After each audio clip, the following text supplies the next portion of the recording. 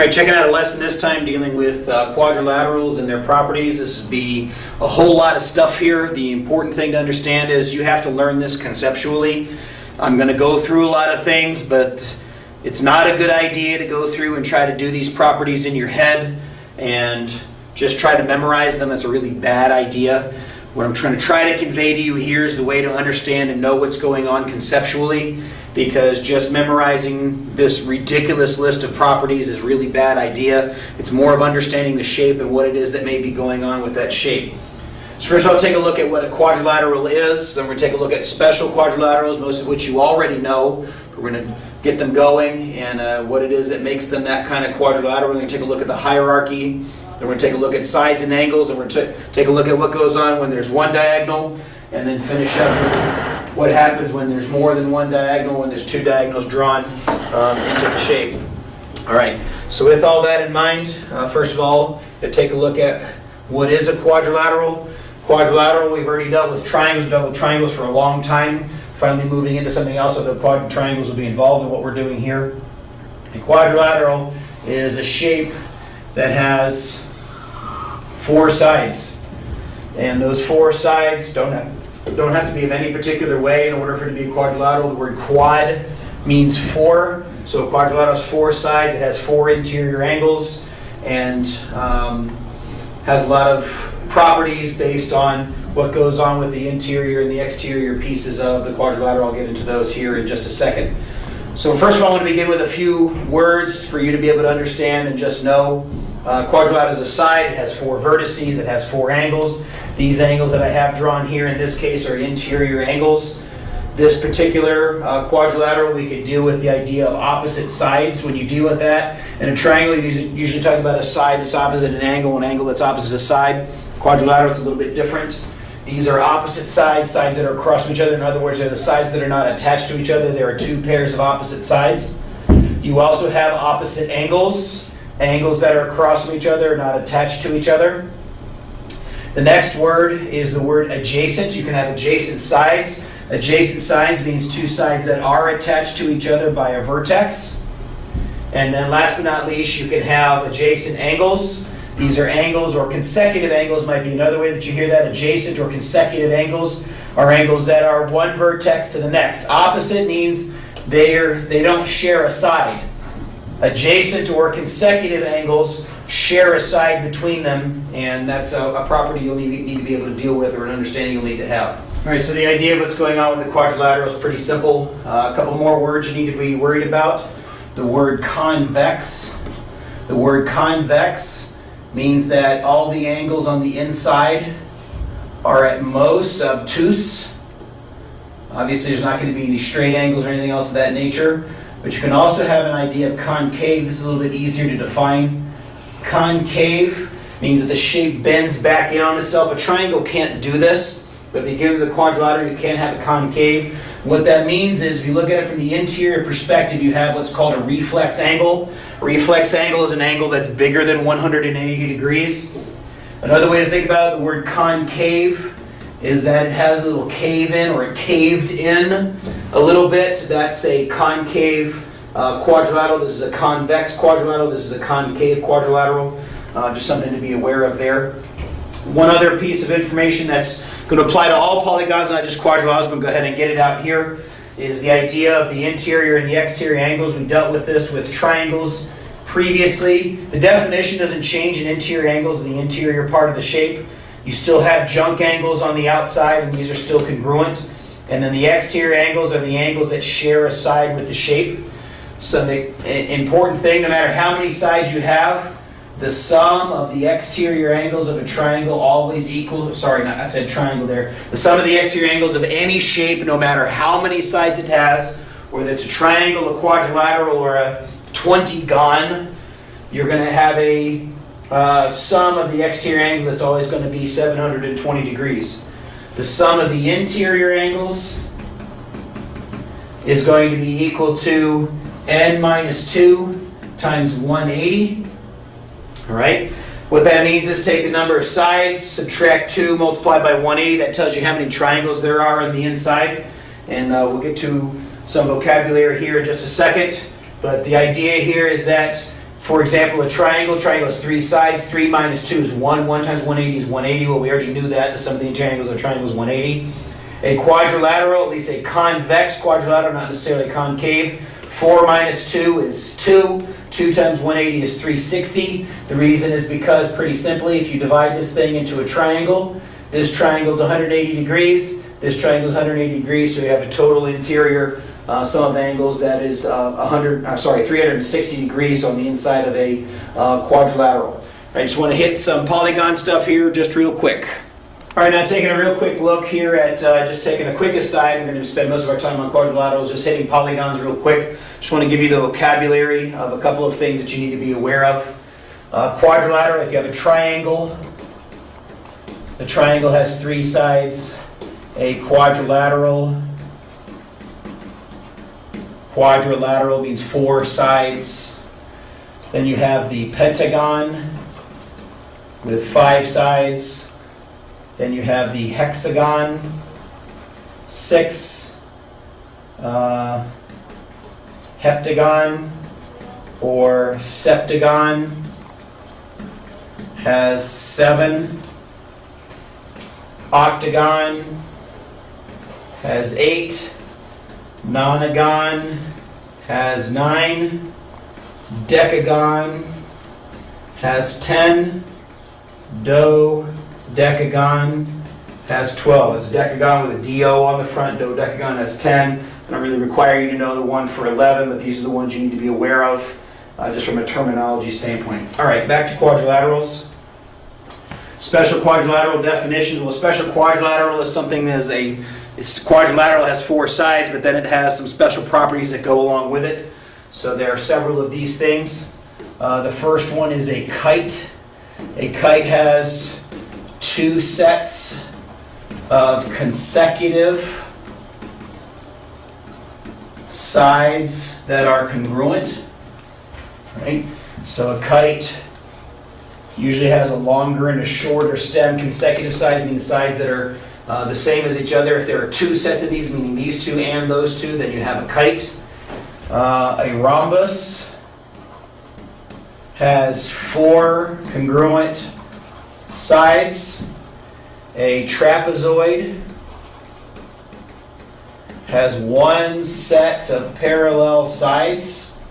Draw one of those real quick.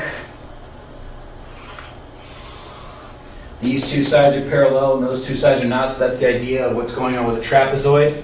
An isosceles trapezoid is a trapezoid just like that one, but it has 1 set of parallel sides and 1 set of congruent sides. And the way that would work in this picture is if I was able to make this side congruent to that side, then you'd be an isosceles trapezoid. A parallelogram has 2 sets of parallel sides. A rectangle has 4 90-degree angles. A square is a rectangular, which means it has 40 90-degree angles. Rhombus, which has 4 congruent sides. So a square is a combination of a rectangle and a rhombus. All right, so now to try to put all this in perspective and begin to teach through the concepts of what it is that I want you to know for these shapes, we're going to go through a hierarchy. First of all, you have this idea of quadrilaterals. This is the set of all shapes that have 4 sides. And then that begins to break down into more specific categories. The first category it breaks down into is a trapezoid. The second category it breaks down into is a kite. Trapezoid deals with parallel. Kite tends to deal with congruence, and the two don't really come together here, at least not right off the bat. All right, the trapezoids lead to isosceles trapezoids. Those happen to have the same property in a particular case as parallelograms. Some people say that these are separate groups, but the parallelogram holds the properties of trapezoids. A kite leads into the idea of a rhombus. Okay? But a rhombus also happens to be a parallelogram at the same time, so the two families kind of come back together when we reach the idea of a rhombus. Parallelograms then move on to rectangles. And then rhombuses and rectangles come back together to form a square. All right? So the hierarchy here just simply means that each shape holds the properties of the shape that is above it. So for example, some parallelograms are rectangles. If a parallelogram happens to have a 90-degree angle, that makes it a rectangle. All rectangles are parallelograms. What I mean by that is everything that is true about a parallelogram automatically holds the properties of a, anything that is a rectangle, because it's a parallelogram, holds all the properties of a parallelogram. Parallelogram doesn't necessarily hold the properties of a rhombus. And the way we might say that is this. A parallelogram is sometimes a rectangle. A rectangle is always a parallelogram. A parallelogram is always an isosceles trapezoid. An isosceles trapezoid is always a trapezoid, which is always a quadrilateral. So all these shapes hold the properties of a quadrilateral. Some quadrilaterals are trapezoids. Some of those trapezoids are isosceles trapezoids. Some of those are parallelograms. Some of those are rhombuses. Some of them are rectangles, and they're not necessarily the same. And if it's both, then it comes to being a square. A square holds the properties of all the shapes that are above it. Some quadrilaterals are kites. Some kites are rhombuses. Some rhombuses are squares, but squares are rhombuses, are kites, and are quadrilaterals. And that's an important thing for you to begin to understand, that these shapes are a specialization of the one that came before it. A rectangle is a special type of parallelogram of all the parallelograms that happen to exist. So it's important for you to begin to realize that when you deal with these shapes, it may or may not hold the properties of the shapes that came before it, and you need to think through, well, what is this thing? Does it happen to hold those properties? You need to understand what a parallelogram is. The fact that a parallelogram has two opposite sides that are parallel, it has other properties as well, which we'll hit in a few minutes. And anything that's true about a parallelogram is going to be true about a rectangle, because a rectangle is a parallelogram. On the other hand, everything that's true of a rectangle is not necessarily true of a parallelogram. Now, this is an important thing that you need to get used to in the language of the unit, because this confuses a lot of students. When I say a shape is a rectangle, it should be automatically known that that means it's a parallelogram, an isosceles trapezoid, a trapezoid, and a quadrilateral. But if I tell you that it's a rectangle, that means in particular it holds all the properties of being a rectangle. If I tell you something is a parallelogram, it might or it might not be a rectangle. You are to assume the shape has the properties specific to that particular shape. Maybe it has these, and maybe it does not. So if I tell you it's a parallelogram, that does not mean it's a rectangle. If I tell you it's a rectangle, it automatically means that it's a parallelogram. Or if you're being asked to name a shape, if I give you a set of properties and I say opposite sides, both sets of opposite sides are parallel, well, what shape does that guarantee it has to be? It doesn't guarantee that it has to be a rectangle. It definitely does not guarantee that it's a trapezoid, because this has only one set of sides that are parallel. Specifically, if I say opposite side, both sets of opposite sides are parallel, that puts you in the category of parallelogram. It might very well be a trapezoid. In fact, it is a trapezoid. But what is the most specific shape that you can come up with based on the properties that you're given? All right. Properties of sides and angles. Now, you're going to be taught or strongly encouraged to be able to draw on geometry sketchpad or on your own graph paper these shapes, because when you look at a shape and you're trying to decide, is this property true, is this property not true, and I'm not going to list them all here, you need to be able to think, yeah, this would be true of this shape, or no, this would not be true of this shape, and having a visual representation of each and all of your shapes. I'd go through that hierarchy, draw all those shapes, an example of all those shapes, and then you can be able to decide and discern for yourself whether or not a particular property happens to be true. All right? So, if I have a, say, rhombus, that's not a very well drawn one. In fact, it's pathetically drawn. Let's give it another go. Some people call it diamond, by the way. That's still not very good. Properties, sides of angles. For example, if I ask you, are the opposite sides congruent? You should be able to look on your chart and be able to decide, is this angle equal to that angle? Is this angle equal to that angle? And this is absolutely pathetic drawing. It should look that way, but it obviously doesn't on this particular picture. The answer to that question is could be sometimes, always, or never. Are the opposite sides always the opposite angles always the same? Are the opposite angles sometimes the same? Are the opposite angles never the same, depending on what the shape is? If I tell you it's a trapezoid, then that's all you know. All you know about it is being a trapezoid, and having a picture drawn of a trapezoid helps you to be able to make decisions on, well, are the opposite sides the same? How many of the sides can be the same in a particular shape? What about the angles? So you need to be able to deal with, are sides parallel or congruent? Congruent and parallel are the questions you're probably going to be asked about the sides of the shape. Are they parallel or are they the same? Are the consecutive ones the same? Are the opposite ones the same? Are the consecutive ones parallel? Are the consecutive ones congruent? What about the angles? Are opposite angles congruent? What about adjacent angles or consecutive angles? They might add up to 180. They might be worrying about the idea of the angles being congruent. They might be supplementary. They might be unequal to begin with. They could be any kind of other thing that I asked. The key here is that when I ask you a question about a shape, can you think through, based on what this shape is, does this property apply to that particular shape?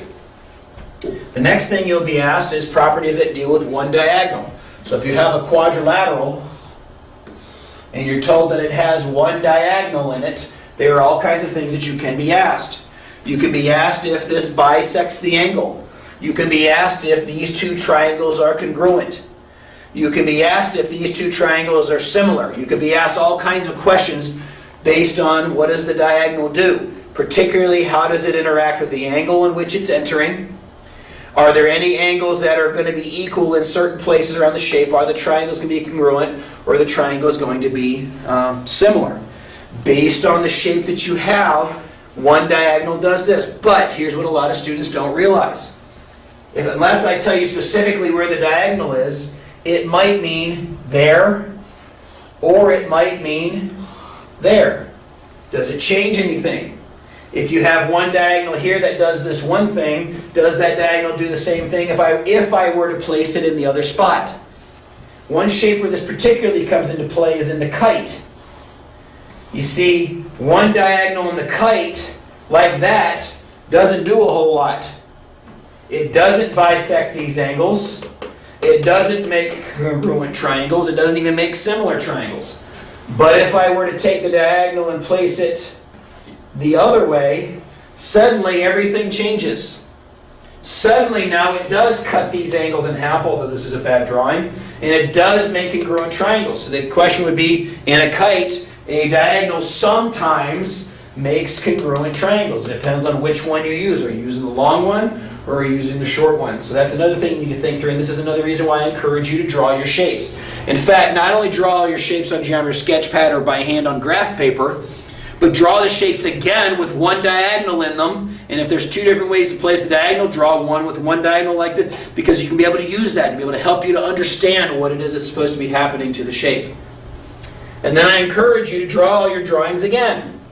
And this time, place in both diagonals. So if you had a parallelogram, and both diagonals are in there, what kinds of things go on here? A big word here with this obviously is congruent triangles. Look at all the congruent triangles. I might even use the terminology vertical triangles. So you know what vertical angles are. Well, vertical triangles are triangles that are across from each other. Are they congruent? Are they similar? Do they cut the angles in half? Do the do the diagonals bisect each other? Is this piece as big as that one? Is this one as big as that one? Or even bigger still, are the diagonals the same length? Well, in this case, if this were a real parallelogram and a good drawing, the vertical triangles are congruent. In fact, that makes them automatically similar, by the way. The diagonals do bisect each other in a good picture, but the diagonals are not the same length in a parallelogram. Don't try to do this stuff in your head. Have a drawing, think it through, go through your shapes one at a time and decide, is this property hold for this shape or does this property not hold for this shape? Again, I'm not listing all the properties that are here. In fact, this is the end of the video, but I want you to understand, you have to think through. There's a very visual piece to this. Is a particular property true about the shape because of the nature of the shape? All right? That's a lot to digest. We went through polygons, we went through angles, interior, exterior, and what their sums are. We went through the skeleton of the idea of what it is that's true about shapes as you go through and work on them. All right? So that's that. Until next time, see ya.